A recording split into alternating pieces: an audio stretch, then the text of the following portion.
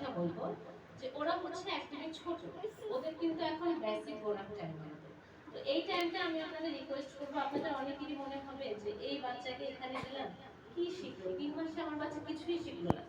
এটা কিন্তু এরকম নয়। এই প্লের বাচ্চাদের প্রোগ্রেস দেখতে হলে আপনাকে ধৈর্য ধরতে হবে, কারণ ওরা কিন্তু হঠাৎ করেই শিখে। একদম ওদের প্রোগ্রেসটা দেখবেন একটা আনফরচুনেট চলে আসে। দেখবেন অক্টোবর নভেম্বরের দিকে আপনি নিজেও অবাক হয়ে যাবেন যে আপনার বাচ্চার প্রোগ্রেস দেখেছে, হ্যাঁ মিস আমার বাচ্চা পারছে।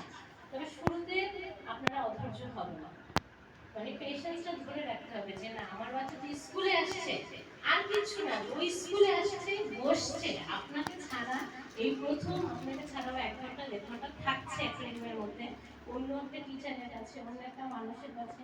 এটার জন্যই আপনারা থ্যাঙ্কসফুল থাকবেন যে আমার বাচ্চা এখানে আসছে থাকছে। তো আপনাদের কাছে আমার একটা ছোট্ট রিকোয়েস্ট থাকবে যে একটা বাচ্চা বেসিক করার জন্য আমাদের কিন্তু 3টা বছর হাতে থাকে।